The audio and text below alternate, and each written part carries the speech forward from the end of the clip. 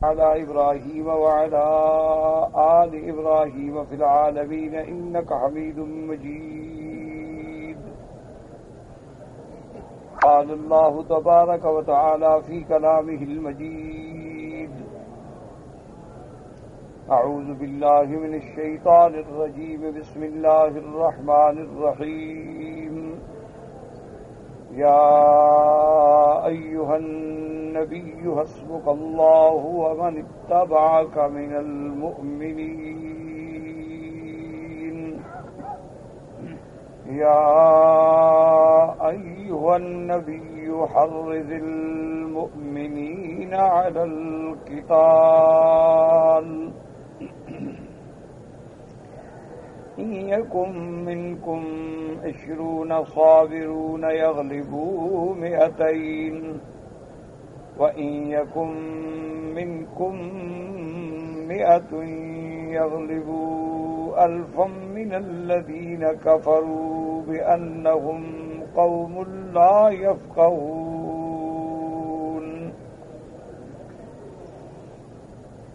الآن خفف الله عنكم وعلم أن فيكم ضعفا فإن يكن منكم 100 صابرة يغلبوا 200 وإن يكن منكم 1000 يغلبوا 2000 بإذن الله والله مع الصابرين. سورۃ الانفال کی ان آیات مبارکہ میں جو غزوہ بدر سے متعلق ہیں، الحمدللہ اللہ تبارک و تعالی کی مدد سے، توفیق سے ہم نے سابقہ آیات میں غزوہ بدر کے بارے میں بڑی تفصیل سے پڑھا ہے اور سنا. سابقہ آیات میں اللہ نے ایک ضابطہ بیان فرمایا، ایک حکم جاری فرمایا تھا. بظاہر تو یہ اس وقت خطاب ہے میرے آقا کو، رحمت للعالمین، رحمت دو جہاں سیدنا محمد مصطفیٰ صلی اللہ علیہ وسلم کو، لیکن حکم عام. وہ ضابطہ یہ تھا کہ وَإِن جَنَحُوا لِلسَّلْمِ، کہ اگر کبھی کافر صلح کے لیے جھکیں. جناح کا معنی ہوتا ہے مائل ہونا، اپنے پر کو جھکا دینا. جیسے کہ اللہ تبارک و تعالی نے قرآن مقدس میں دوسرے مقام پر بھی ارشاد فرمایا ہے کہ جب آدمی کے والدین ہیں تو اپنے والدین کے ساتھ کیا معاملہ کرے، وَخْفِضْ لَهُمَا جَنَاحَ الذُّلِّ، کہ گویا اپنے پروں کو ان کے آگے جھکا دے. مانا یہ نہیں ہوتا کہ بھئی سجدہ کرے، رکوع کرے، مانا یہ ہوتا ہے کہ اطاعت و فرما برداری میں، جیسے ہم محاورات میں کہتے ہیں کہ سرے تسلیم خم ہے، جو مزاج یار میں آئے. لیکن اس کا معنی یہ نہیں ہوتا کہ ہم سجدے کریں کسی کو، غیر اللہ کو سجدہ جو ہے وہ تو کسی حالت میں جائز نہیں. یہ محاورہ ہوتا ہے، گردن جھکا دی، او جی ہم نے تو گردن جھکا دی ہے، او جی ہمارا تو سر آپ کے آگے جھک گیا. اب یہ معنی تھوڑا ہوتا ہے کہ سر جھک گیا، معنی ہم نے آپ کی بات مان لی، آپ کو بڑا تسلیم کر دیا. اسی طرح جناح جو ہے، اصل میں لفظ جناح جو ہے وہ کہتے ہیں پروں کو.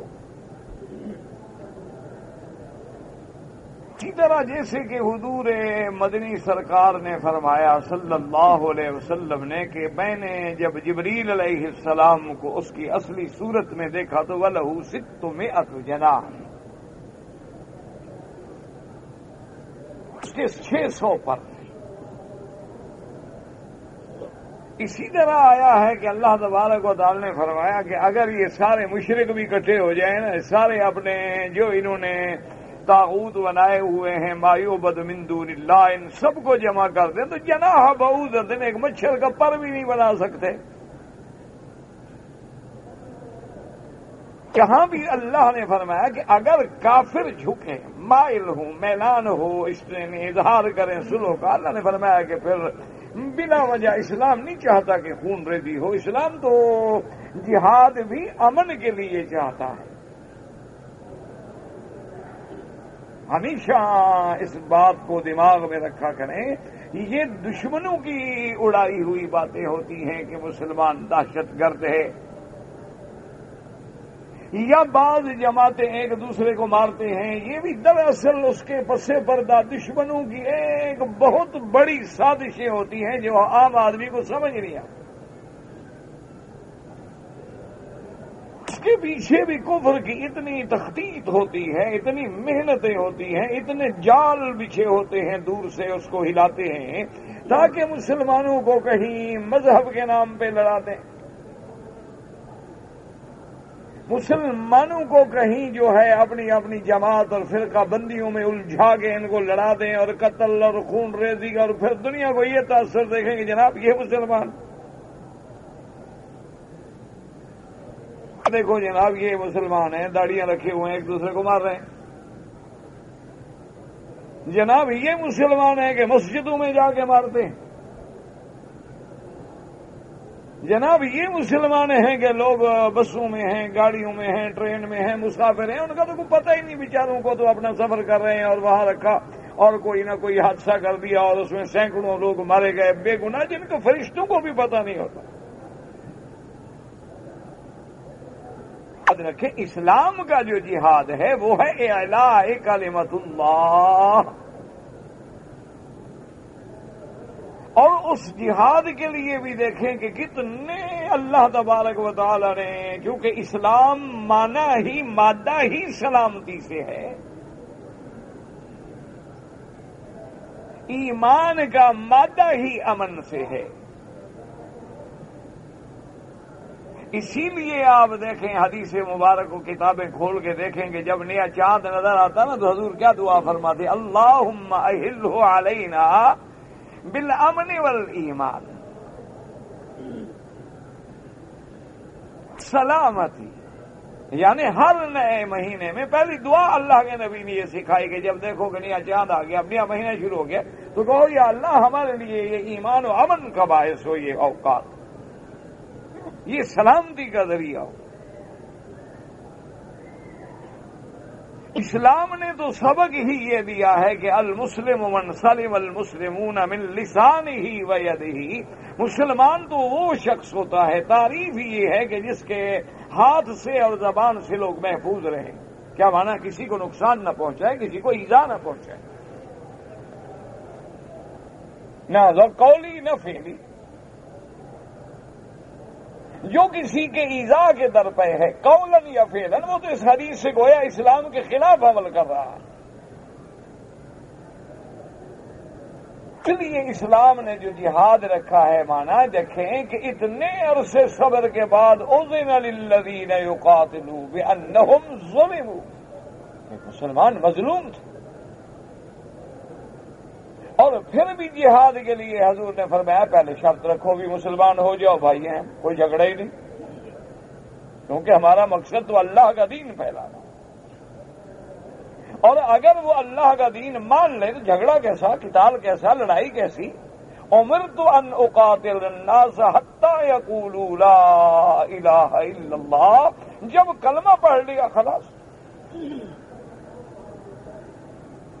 اس کے ساتھ بھی جب حضور صلی اللہ علیہ وسلم اپنی جماعتوں کو بھیجتے تو حکم فرماتے کہ بھائی کسی بستی پہ جا کے اچانک نہ حملہ کر دیا کرو، انتظار کیا کرو، تحقیق کیا کرو. اگر کسی بستی سے آذان کی آواز آ جائے تو وہاں شب خون نہ مارو، کیوں؟ بیچارے مسلمان مارے جائیں گے. حضور ہدایات جاری فرماتے تھے کہ خبردار کسی بوڑھے کو نہ مارنا، کسی بچے کو قتل نہ کرنا، کسی عورت پہ ہاتھ نہ اٹھانا، اور اگر ان کا کوئی مذہبی آدمی ہے، ان کا پادری ہے، احبار ہیں، رہبان ہیں، راہب ہیں، ان کو بھی نہ مارنا. ہاں اگر وہ بھی لڑیں تو پھر ٹھیک ہے. اس لیے اب اللہ پاک نے دیکھے کتنی بڑی رعایت فرما دی، اور اس میں اشارہ ہو گیا کہ کافروں سے صلح ہو سکتی ہے، کافروں سے معاہدہ صلح کرنا جائز ہے۔ حضور نے خود مکے کے مشرکوں سے صلح کی، اسی طرح مدینہ منورہ میں میرے آقا نے یہودیوں کے ساتھ معاہدے کیے۔ یہ بعض لوگ جو ہوتے ہیں نا بیچارے ہماری طرح تھوڑے پڑے ہوئے، وہ کسی مسلمان ملک کا کسی کافر سے کوئی عہد معاہدہ دیکھیں تو جذبات میں آ جاتے، یہ بات غلط ہے۔ جو اسلام جائز کہتا ہے وہ جائز ہے۔ اللہ کے رسول سے بڑی ذات کس کی ہو سکتی ہے، اور پھر جس کی تائید کے لیے اللہ فرشتے اتار سکتے ہیں۔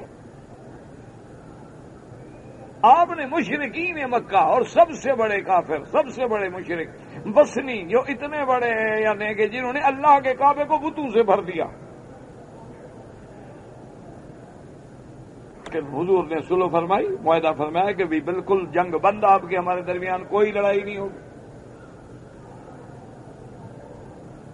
اس میں ایک اشارہ صرف سمجھنے والا یہ ہے کہ قرآن جو ہمیں اشارہ کرتا ہے، قرآن کیونکہ اللہ کا کلام ہے، اور اللہ کا کلام تو اللہ تو بادشاہوں کے بادشاہ ہیں، ان کے کلام میں جو حکمتیں ہوں گی چونکہ وہ علیم ہیں، وہ حکیم ہیں۔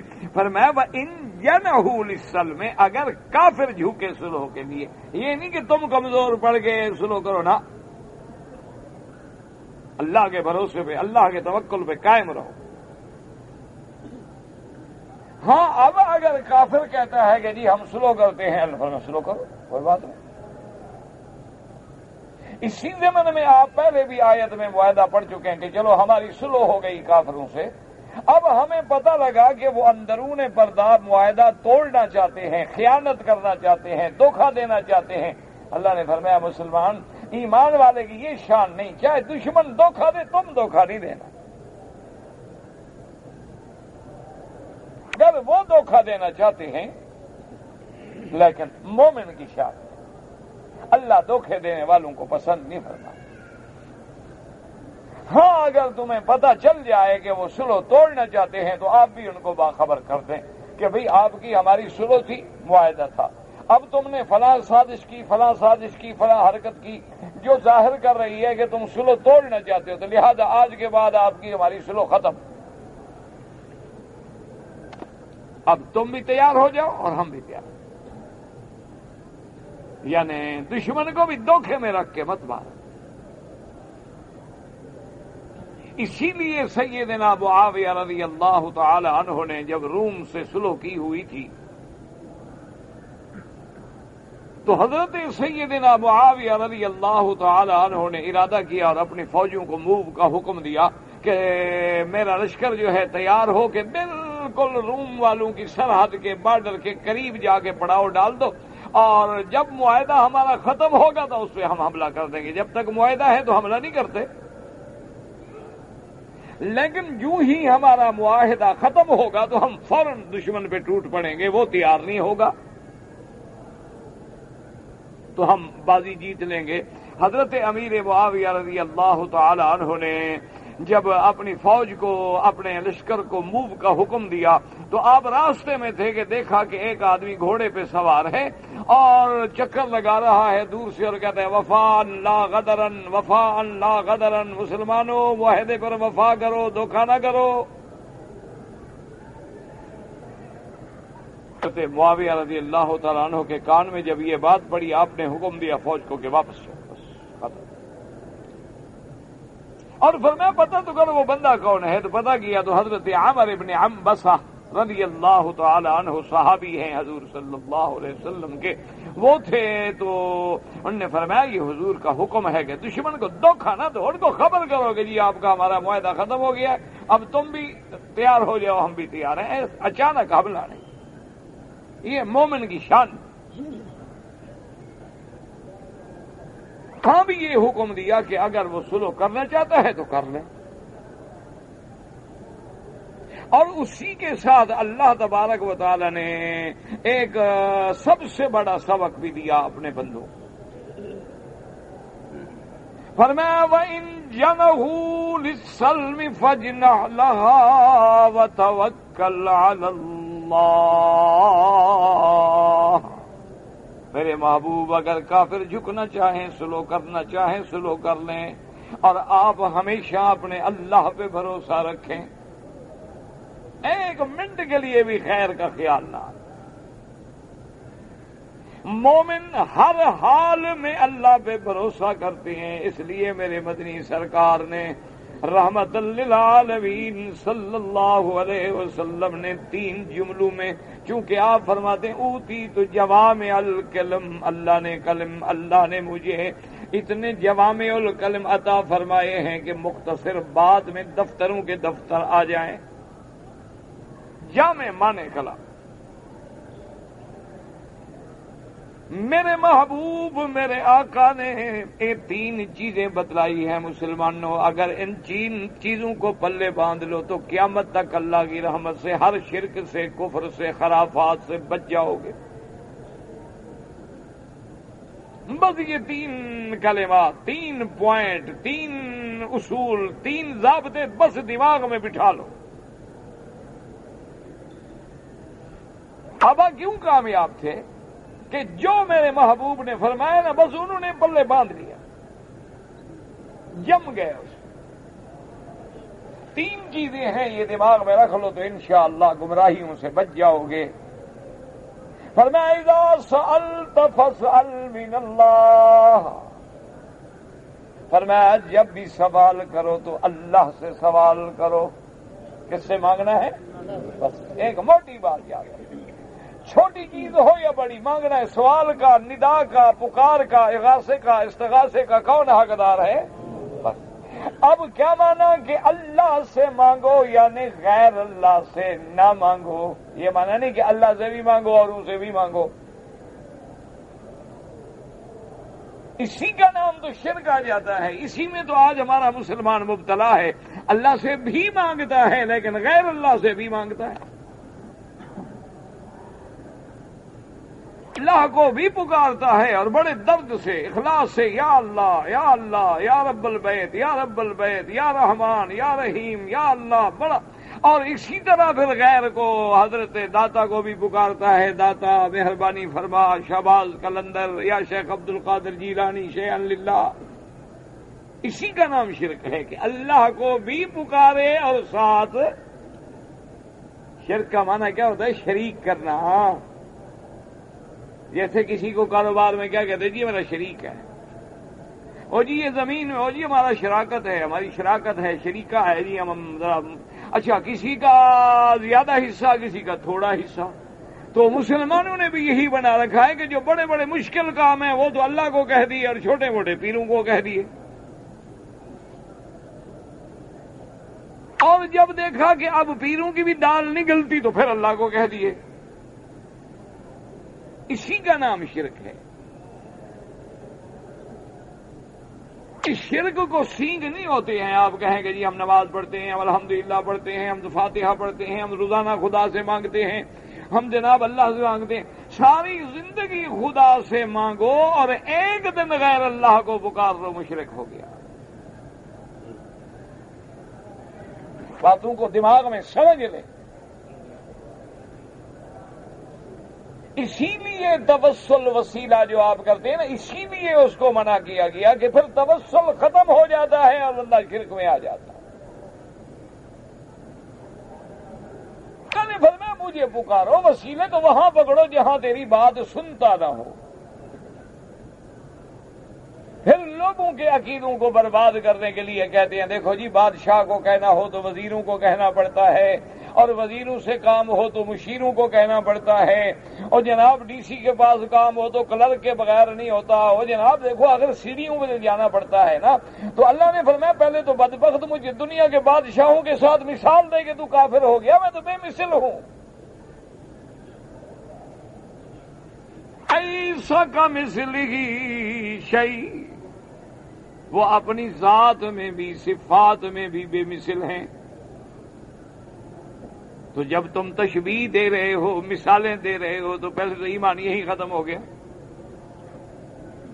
اور پھر فرمایا کہ وہ بندے جب تیری نہ سنتے ہوں تب تم جا کے وسیلے ڈھونڈتے ہو.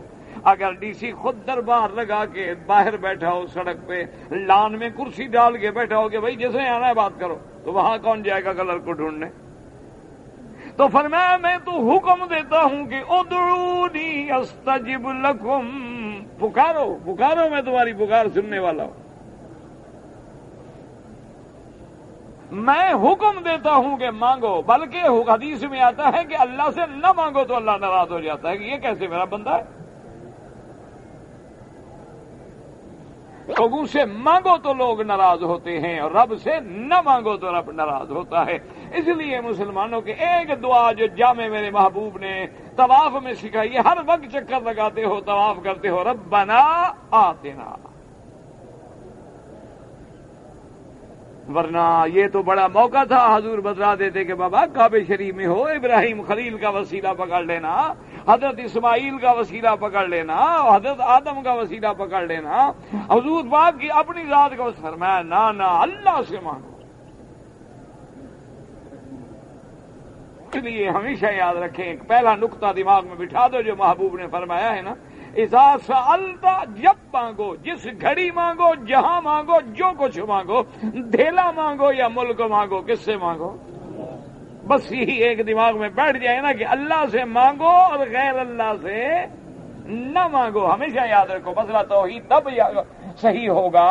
دیکھو نا، ایک آدمی ساری زندگی پڑھتا رہے کوئی خدا نہیں، کوئی الہ نہیں، کوئی الہ نہیں، کوئی الہ نہیں، تو مسلمان ہو جائے گا؟ نہیں، کہنا پڑے گا کہ کوئی الہ نہیں مگر اللہ، کوئی معبود برحق نہیں مگر اللہ، کوئی مشکل کشا نہیں مگر، کوئی حاجت روا نہیں مگر۔ یہ مسئلہ بس اسی میں سارا توحید کا راز ہے۔ اللہ پاک سب کو توحید نصیب فرما دے اور خاتمہ بھی ہمارا توحید پہ فرما دے۔ اسی بات کو بنیاد سمجھ لیں۔ اب کیا مانا؟ حضور نے فرمایا اللہ سے مانگو۔ کیا مانا؟ اللہ سے مانگو اور اللہ کے سوا غیر سے نہ مانگو، تب توحید آئے گی۔ اللہ کا سجدہ کرو اور غیر کا، ہاں سمجھو مسئلہ، اللہ کا سجدہ کرو اور غیر کا نہ کرو۔ اللہ کے گھر کا طواف کرو اور کسی دوسرے کا طواف نہ کرو۔ اللہ کے نام کی قربانی دو اور کسی غیر کے نام پہ بکرا بکری اٹا گٹا نہ چڑھاؤ، تب آگے مسئلہ بنے گا۔ ہم کہتے ہیں اللہ کا بھی کرو اور ان کا بھی کرو، اور اسی کا نام شرک ہے کہ اللہ کا بھی کرو اور ان کا بھی کرو۔ اللہ کے گھر کا بھی طواف کرو، جی اللہ کا تو بڑا گھر ہے نا، بڑا دربار ہے، بس صحیح یہ بھی تو اللہ کے پیارے ہیں نا، ایک آدھا پھیرا تو ادھر بھی ہو جائے نا، چلو ادھر 7 کرو ادھر 3 کرو۔ یہ اصل میں شرک ہے جو لوگوں کے دماغوں میں بیٹھ گیا۔ ہاں اگر کوئی اللہ کا ولی، بزرگ، عالم، صالح، عابد، زاہد، کوئی سچا بندہ دنیا میں ہے، آپ اس سے کہیں کہ میرے لیے حضرت دعا کریں، یہ کوئی شرک ہے؟ یہی وہ فرق ہوتا ہے زندہ کے اور زندگی کے بعد کے، کیونکہ زندگی کے بعد کے احکام برزخ سے تعلق رکھتے ہیں، وہاں تم دنیا والے حکم جاری نہ کرو۔ کھلا دماغ میں بٹھاؤ گے انشاءاللہ، اللہ کرے کہ بیٹھ جائے۔ اب یوں سمجھیں کہ جب تک ہم زندہ ہیں نماز،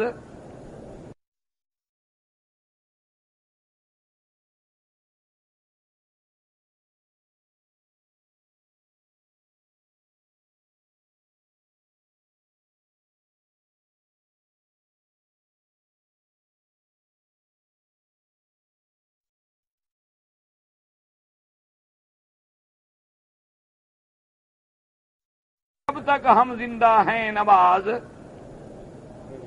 عرض ہے کہ نہیں؟ او یار بولا بھی کرو، کوئی قبرستان میں تو نہیں ہوں نا میں، سارے زندہ بندے بیٹھے ہو ماشاءاللہ۔ یعنی جب تک بندہ زندہ ہے نماز فرض ہے، ٹھیک ہے؟ اچھا اب اللہ کا ولی فوت ہو جائے تو نماز ہے فرض؟ زندہ آدمی امیر ہے تو حج فرض ہے، مر گیا تو اس کے بعد نہیں، کیوں؟ تو مر گیا، تو عالم ہی دوسرا شروع ہو گیا۔ وہ تو عالم ہی الگ شروع ہو گیا، وہاں تو احکام ہی الگ شروع ہو گئے، عالم آخرت کے احکام الگ شروع ہو گئے۔ یہاں اللہ کہتا ہے 4 سے 5 بیوی نہ کرو، وہاں تو 70 حوریں ملیں گی۔ یہاں اللہ فرماتا ہے بھی 4 سے زیادہ تم بیویاں نہیں کر سکتے ہو، 5 عورتیں کٹھی نکاح بے جمع نہیں ہو سکتی ہیں، 4 بس۔ وہاں تو ایک ایک مومن کو جناب 70 حوریں ملیں گی ماشاءاللہ، اپنی بیویاں اگر ایک ہیں 2 ہیں وہ الگ، کیونکہ وہ عالم آخرت ہے۔ یہاں دن میں 5 دفعہ نماز پڑھنی ہے، وہاں ساری زندگی میں کوئی نماز فرض نہیں۔ کھاؤ پیو عیش کرو،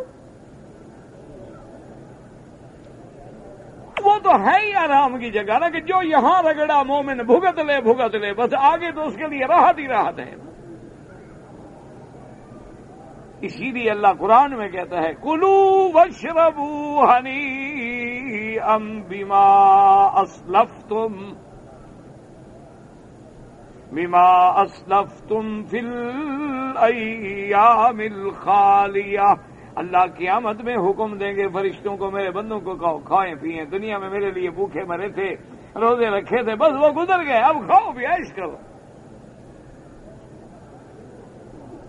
اسی لیے قرآن نے وہ سارے منظر بیان کر دے، ہم وازواجہم فی ظلال علی الارائک متکئون۔ اللہ نے فرمایا مومن اپنی بیویوں کے ساتھ سائے میں، جنت کے درختوں کے سائے میں بیٹھے ہوں گے جناب، ٹیک لگا کے بیٹھے ہیں، اور اس کے بعد پھل ہیں۔ اللہ نے فرمایا میرا بندہ دنیا میں تو پھلوں کے پیچھے جاتا تھا، اب پھل تیرے پیچھے آئیں گے۔ تو جہاں بیٹھا ہے اشارہ کر، درخت جھکے گا، تجھے جھکنے کی ضرورت نہیں۔ اس لیے میرے بھائی سمجھ لیں کہ ایک جملہ یہ دماغ میں بٹھا لیں کہ کس سے مانگنا ہے؟ اللہ کے سوا غیر سے۔ یاد رکھو جب غیر کا لفظ آئے مانا ہوتا ہے کہ اللہ کے سوا نہ نبی سے، نہ ولی سے، نہ ملک سے، نہ ملائکہ سے، نہ فرشتوں سے۔ اور یہ سب سے بڑے شرک میں مبتلا کرتے ہیں بندے، جو لوگوں کو تویزوں کے نام پہ اور عملیات کے نام پہ اور وظائف و چلوں کے نام پہ کہ یہ موکل ہے، اور یا میکائیل یا جبریل یا فلاں یا حزق، یہ تمام چونکہ حرف ندا ہے اور غیر کی ندا شرک ہے۔ دوسری بات میرے محبوب نے کیا فرمائی؟ فرمائے اذا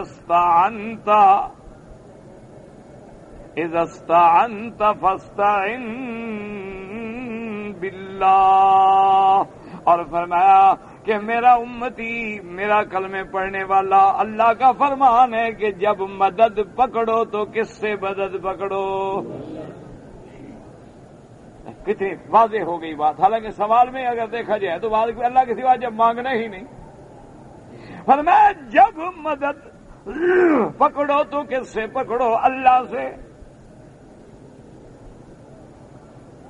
اس لیے اب سمجھ لیں کہ اچھا اللہ کے سوا، اب اگر یعنی وہی مانا تھا اللہ سے مانگو اور اللہ کے سوا غیر سے نہ مانگو، یاد رکھتے جاؤ، اللہ سے مدد پکڑو، غیر سے سمجھو مسئلہ کہ اللہ سے بھی مدد پکڑو اور غیر سے بھی مدد نہ۔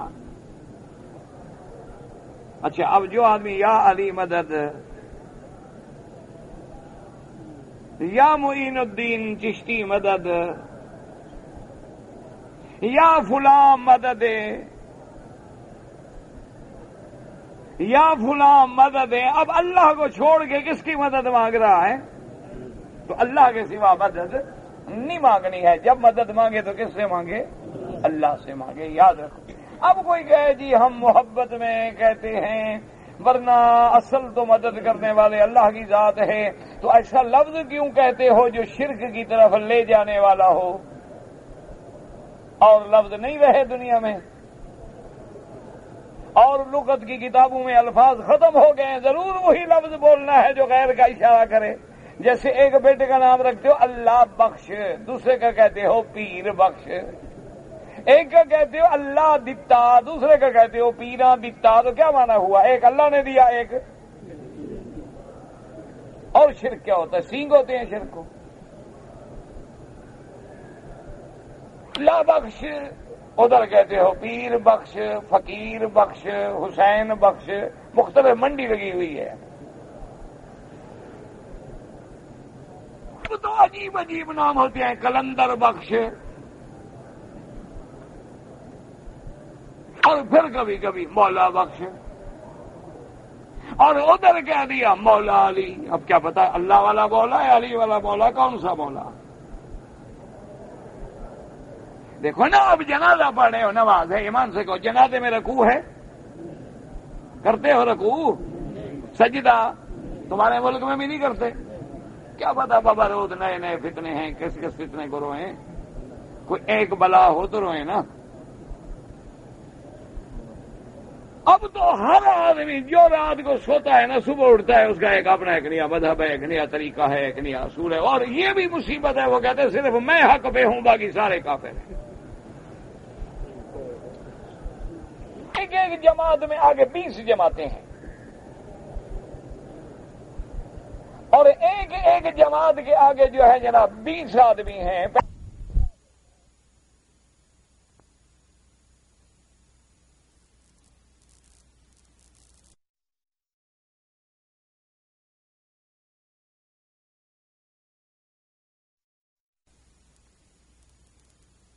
اپنا راگ، اپنی سمجھ، اپنا عقل، اپنا فیصلہ، جو میں نے سمجھا ہے بس وہی حق ہے، باقی ساری دنیا غلط. اللہ کے لیے، خدا کے لیے، اللہ کے دین کو سمجھیں کہ ایسا لفظ، اب دیکھیں نماز ہے، جنازہ ہے، باقاعدہ نماز ہے باقاعدہ، اور اس کو فرض کفایہ کا درجہ دیا گیا ہے. یعنی اندازہ کریں نفل بھی نہیں، سنت واجب نہیں، بلکہ فرض. صرف اتنی رعایت ہو گئی کہ فرض عین نہیں، فرض کفایہ ہے کہ اگر چند آدمی پڑھ لیں گے تو ہم باقی گناہگار نہیں ہوں گے. ورنہ اتنا بڑا درجہ دیا گیا. لیکن اللہ فرماتا ہے رکوع بھی نہ کرو، سجدہ بھی نہ کرو، کھڑے کھڑے پڑھ لو. اچھی نماز ہے بھی کھڑے کھڑے پڑھ لو. اللہ میاں فجر ہے، ظہر ہے، عصر ہے، مغرب ہے، عشاء ہے، سنت ہے، نفل ہے، واجب ہے، تہجد ہے، سب میں رکوع ہے، سجود ہے، یہ اچھی نماز ہے. تو اللہ کے نبی نے ہمیں سمجھا دیا کہ چونکہ سامنے میت رکھی ہے ایک آدمی کی، ایک انسان کی میت رکھی ہے، چاہے تم اللہ کو سجدہ کرو گے، اللہ کو رکوع کرو گے، لیکن دیکھنے والے کو شبہ ہو سکتا ہے کہ شاید اسی کو کر رہا ہو.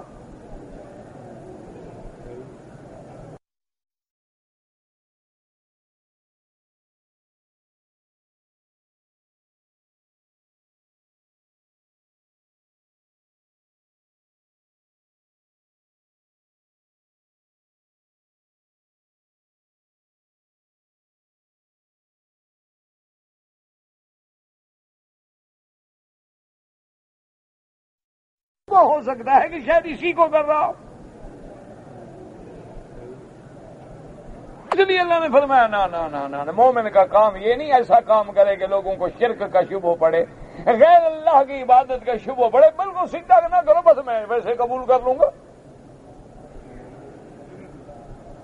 اور ہماری قوم کو آج تک مسئلہ سمجھ نہیں آیا. خدا کے بندے، پیر کی میت سامنے رکھی ہے تو رکوع نہ کرو، سجدہ نہ کرو. جب 2 میٹر مٹی میں زمین میں دفن ہو جائے اب سجدہ کرو.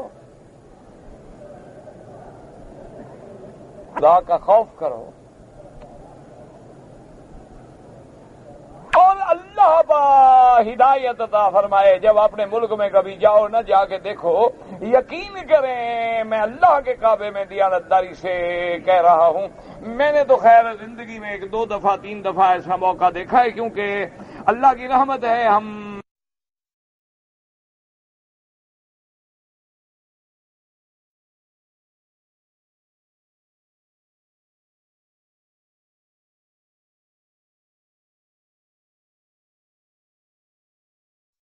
اللہ کی رحمت ہے، ہم شکر ہے اللہ کا ابتدا سے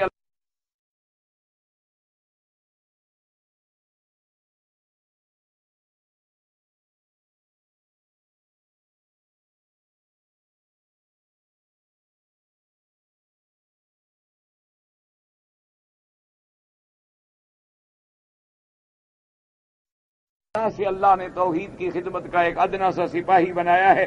ہم تو ڈر کے مارے بھی وہاں نہیں جاتے. اگر انہیں پہچان لیا تو ہمارا تو ویسے ہی علاج کر دیں گے نا وہ. اور اللہ کی شان یہ ہے کہ اکثر لوگ جانتے بھی ہوتے ہیں, تو اس لیے بھی ہم نہیں جا, ورنہ ایک دو دفعہ چانس ہوا. یعنی یقین کریں جو اللہ کے کعبے میں ہو رہا ہے اسی طرح قبروں پہ ہوتا ہے. سے آپ حجر اسود کو بوسہ دیتے ہیں, وہاں قبر پہ چوکٹ پہ بوسہ دیتے ہیں. جیسے اللہ کے آگے سجدہ کرتے ہیں, وہاں داخل ہونے سے پہلے چوکٹ پہ سجدہ کرتے ہیں, اور باقاعدہ گلے میں کپڑے ڈال کے ہاتھ باندھ کے بالکل نماز کی حالت میں کھڑے ہیں. اور جناب بالکل اتنا خشوع اور خضوع میں ڈوبے ہوئے ہوتے ہیں کہ نماز میں بھی اتنا خشوع ہم نے نہیں دیکھا کبھی. آج میں کھیل رہے ہوں گے, ادھر بھی دیکھ لیں گے ادھر بھی دیکھ لیں گے, آنکھ میں ٹکا بھی کر لیں گے. کبھی کبھی تو شوق ہو تو گھڑی نکال کے ٹائم دے کے پھر رکھ دیتے ہیں. اب ایک اور بلا آ گئی ہے موبائل فون کی, وہ بھی ماشاءاللہ نکال لیا, بند کر لیا, گھنٹی دبا لی, دیکھ لیا کس کا ہے. انا للہ و انا الیہ راجعون. پتہ نہیں یار یہ کون سی نماز ہے. استغفر اللہ. ائمہ حرم نے 1000 دفعہ تقریروں میں کہا ہے کہ خدا کے لیے اپنے موبائل بند رکھو.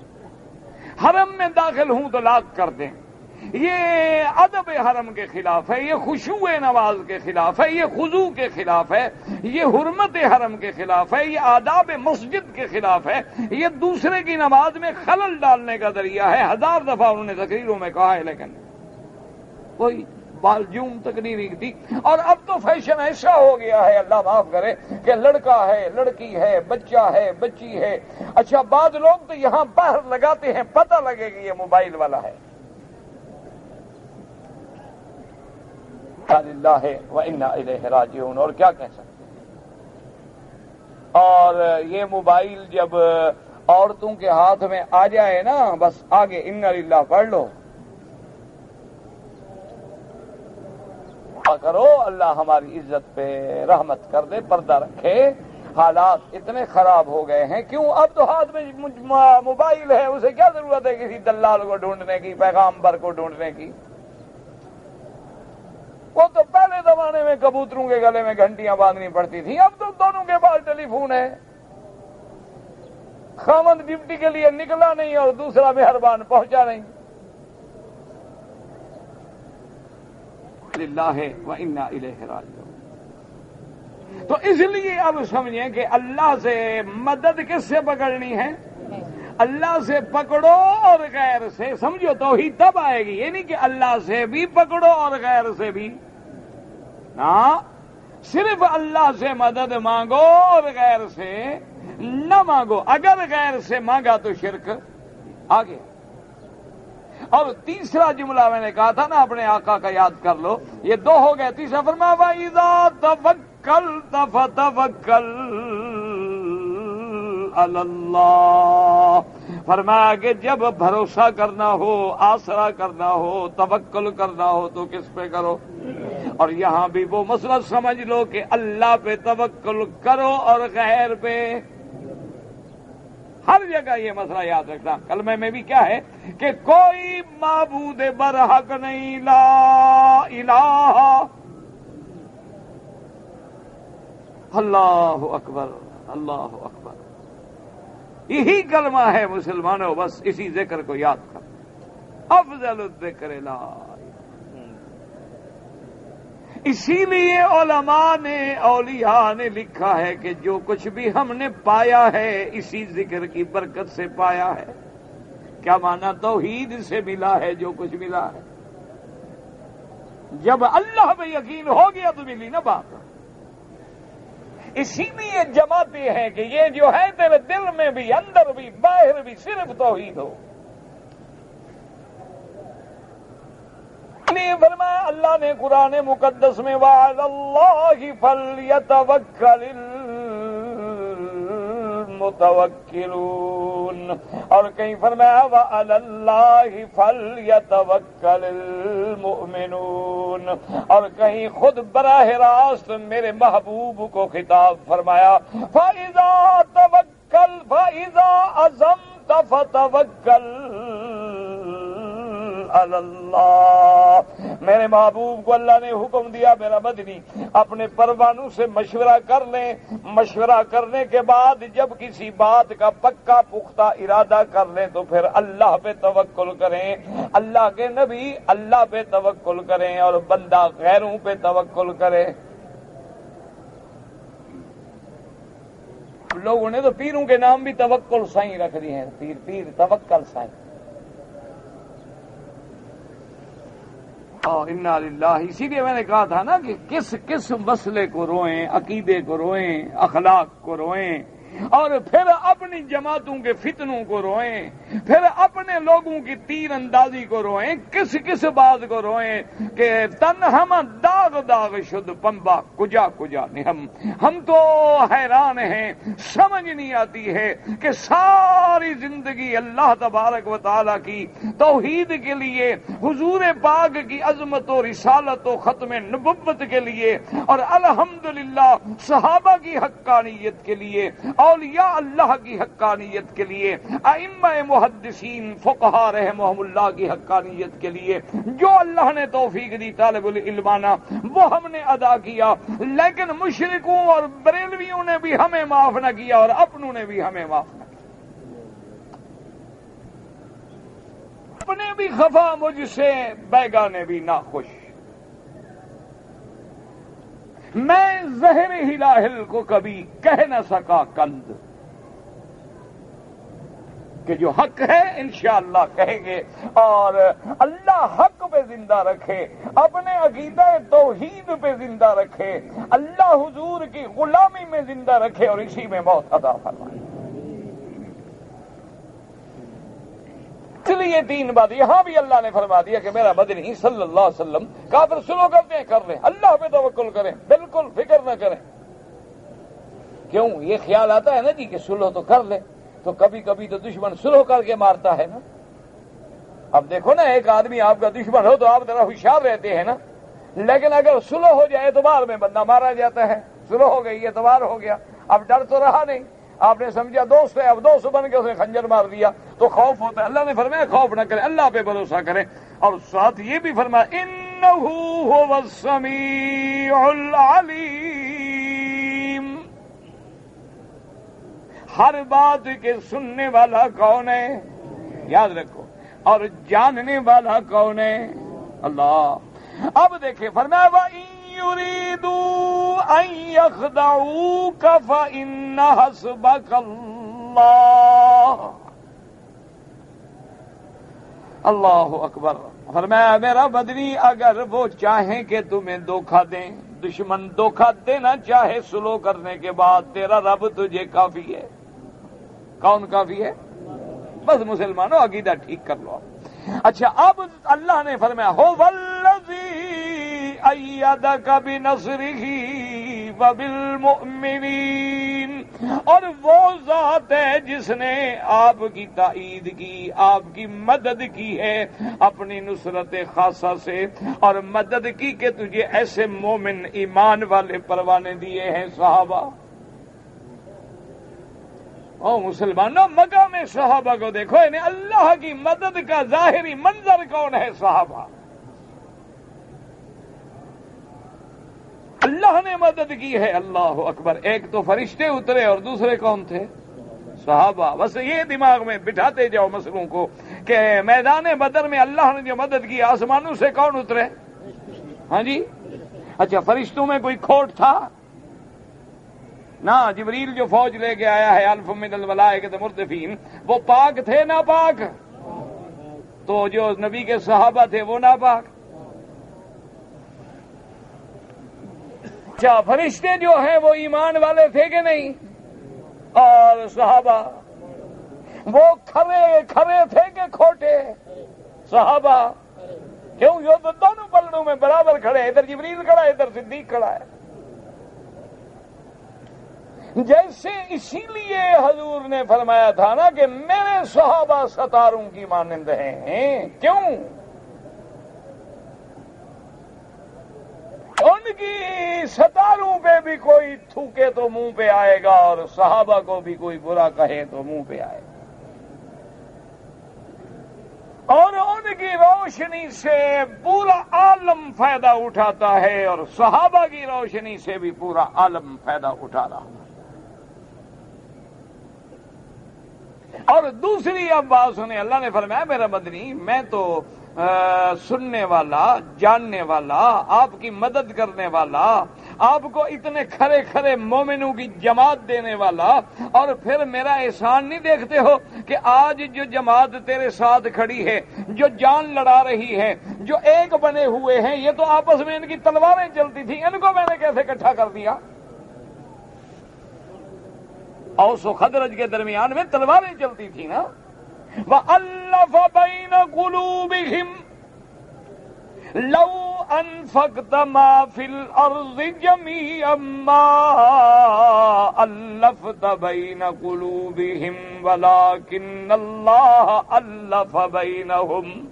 اللہ نے فرمایا میرا مدنی میری قدرت کا نظارہ دیکھ کہ ان کے دلوں کو میں نے کیسے اکٹھا کر دیا ہے کہ آج ایک طرف حضرت ابو بکر و عمر ہیں، یعنی ایک طرف نظر ڈالو تو قریشی ہیں، دوسری طرف نظر ڈالو تو فارسی ہیں، ادھر نظر ڈالو تو رومی ہیں، ادھر نظر ڈالو تو حبشی ہیں، ادھر نظر ڈالو تو خزرجی ہیں، ادھر نظر ڈالو تو اوس ہیں، ادھر ڈالو تو مہاجرین ہیں، ادھر ڈالو تو انصار ہیں، اور درمیان میں شمع محمد ہے، اور ایک شمع کے جو پروانے ہوں آپس میں عداوت کیا جائے۔ اب شمع رسالت کے پروانے ہیں، فرمایا اللہ نے میرا محبوب ان کو دیکھو میں نے کیسے محبت ڈال دی، دعا کرو اللہ ہمارے مسلمانوں کے دلوں میں بھی محبت ڈال دو، اللہ ہمیں بھی فرقہ بندیوں سے بچائے، اللہ ہمیں بھی پارٹی بازیوں سے بچائے، اللہ ہمیں بھی فتنہ گری سے بچائے، اللہ تبارک و تعالی سب مسلمانوں کو ایک کر دیں۔ وہ ہمارے ایک استاد ہوتے تھے، بڑے سیدھے سادے فقیر آدمی تھے، اللہ ان کی قبر پہ کروڑوں رحمت کرے، فوت ہو گئے، بالکل سیدھے آدمی تھے اور بوڑھے آدمی تھے، دیہات میں زندگی گزارنے والے تھے۔ تو جب بھی ہم کہتے استاد کوئی دعا کر دیں کہ اللہ نیک کرے، اللہ ایک کرے، بس ہمیشہ ایک دعا دے دیتے تھے، کہتے اللہ تم سب کو ایک کرے، نیک کرے، بس یعنی اللہ تمہارے دلوں میں محبت ڈال دے اور صالح بنا دے۔ اور اللہ پاک نے فرمایا یہ دلوں کو ملانا جو ہے یہ کتنی قیمتی چیز ہے، فرمایا میرا محبوب ساری زمین کے خزانے بھی آپ خرچ کر دیتے تو ان کو اکٹھا نہ کر سکتے۔ جو اب دشمنی آ جائے، جب مخالفت آ جائے، دیکھا نہیں ایک مولوی دوسرے کے پیچھے نماز پڑھتا ہے، الٹے لٹک جاؤ سارے ٹھیک ہو جائیں گے، مولوی کو اللہ ٹھیک کرے۔ چال ہیں ایک دوسرے کی مسجد میں قدم رکھے، معلوم ہوتا ہے مسجدیں بھی الاٹ ہیں ان کی کہ بندو مسجد تو خدا کا گھر ہے، وہ کوئی تمہارے باپ کی ہے، دادے کی ہے۔ دیکھو اللہ فرماتے کہ لو انفقت ما فی الارض جميعا ما الفت بین قلوبہم، میرا محبوب اگر زمین کے سارے خزانے بھی آپ لٹا دیتے نا پھر بھی اکٹھے نہ ہوتے۔ لیکن یہ تو اللہ کی شان ہے کہ وَلَٰكِنَّ اللَّهَ أَلَّفَ بَيْنَهُمْ۔ لیکن اس آیت پہ غور کرو، اللہ نے صحابہ کی کیسے صفائی دی ہے، سبحان اللہ، اللہ ہمیں صحابہ کا غلام بنا دے اور قیامت میں ان کے ساتھ حشر کر۔ جن لوگوں کے دلوں میں بغض ہے اللہ ان کے دلوں کو بھی صاف کر دے۔ دعا کیا کرو مسلمانوں، دعاؤں سے مسئلے حل ہوتے ہیں، لڑائی سے حل۔ دیکھو اب میرے مولا کی قدم دیکھیں، اس مقام دیکھیں، ذرا صحابہ کا غور کریں۔ اسی لیے میں نے آپ سے کئی دفعہ کہا ہے نا، خدا کے لیے 24 گھنٹے میں میرے بھائی ہو، بہنیں ہو، بیٹیاں ہو، قرآن کو آدھا گھنٹہ تو دو۔ اللہ اکبر۔ اب دوسری جگہ قرآن کی آیت میں نظر ڈالو گے تو پھر تیرا سینہ ٹھنڈا ہوگا، قرآن سمجھ آئے گا کہ منافقوں نے کیا کہا تھا کہ لا تنفقوا علی من عند رسول اللہ حتی ينفضوا۔ اب ذرا اس آیت کو ملاؤ اس آیت کے ساتھ، پھر دیکھو قرآن کیسے سینہ ٹھنڈا کرتا ہے۔ اللہ نے فرمایا کہ منافق کیا کہتے تھے کہ لا تنفقوا علی من عند عند رسول اللہ حتی ينفضوا. منافقوں نے کہا کہ خبردار حضور کے صحابہ پہ اب واپس مدینے جا کے خرچ نہیں کرو، ان پہ مدد نہیں کرو، یہ تو سارے کھانے کے لیے، پیسے کے لیے، روٹی کے لیے، مال کے لیے پڑے ہوئے ہیں. جب تم خرچ نہیں کرو گے تو یہ سارے حضور کو چھوڑ کے بھاگ جائیں گے، یہ تو سارے آرام کے لیے، پیسوں کے لیے. اب یہاں غور کر، اللہ نے فرمایا نانا میرا مدنی، یہ تیرے صحابہ اتنا کھڑے ہیں، اگر ساری زمین کی دولت بھی لگا دیتے تو اوس اور خزرج کبھی اکٹھے نہ ہوتے. یہ تو میں نے ان کے دلوں میں محبت ڈال کے تیرا خادم بنا دیا ہے. یہ پیسے کے لیے نہیں اکٹھے ہوئے، یہ مال کے لیے نہیں اکٹھے ہوئے ہیں. جیسے دشمن کہتے ہیں کہ دیکھو جی ابو بکر پیسے والا تھا نا، خلیفہ بن گیا. نہ پیسہ تو اکٹھا کر ہی نہیں سکتا ہے، کچھ پیسہ کیا ہے. اس لیے فرمایا ساری زمین کے خزانے ڈال. وَلَٰكِنَّ اللَّهَ أَلَّفَ بَيْنَهُمْ، ان کو اللہ نے اکٹھا کیا ہے. اور اس کے بعد فرمایا کہ اللہ کی ذات جو ہے وہ غالب بھی ہے، وہ حکمت والے بھی ہیں. وہ ایسا غالب ہے جس کو کوئی غالب نہیں آ سکتا، وہ ایسا غالب ہے جس کو کوئی ہرا نہیں سکتا، کوئی شکست نہیں دے سکتا. لیکن کبھی کبھی کافر بھی جیت جاتے ہیں. کیوں؟ فرمایا حکمت والا جو ہوں میں، میری حکمتیں ہیں. اور آج کے سبق میں اللہ نے فرمایا یا ایھا النبی حسبک اللہ، یا ایھا النبی حسبک اللہ ومن اتبعک من المؤمنین. اللہ نے فرمایا میرا مدنی تیرا رب تجھے کافی ہے. کون کافی ہے؟ اللہ. مسلمانوں عقیدہ ٹھیک کرو. اور ظاہری طور پہ جو تیرے مومن، تیرے پروانے، تیرے دیوانے کھڑے ہیں، ان کی مدد تیرے لیے میں نے بنا دی ہے، کافی ہے. اور فرمایا کہ یا ایھا النبی حرض المؤمنین علی القتال، کہ میرا مدنی اب اپنے ان پروانوں کو ذرا ابھارو. حرض کا معنی ہوتا ہے تحریض کرنا، حث کرنا، ابھارنا. ان کو اللہ کے رستے میں، جہاد میں ابھارو کہ جہاد کیا چیز ہے. اگر مارے گئے تو شہادت ہے، اور شہادت کا مقام جنت ہے. اور جنت کتنی بڑی ہے، ارضها السماوات والارض. اور اگر زندہ لوٹ آئے تو غازی ہوں گے.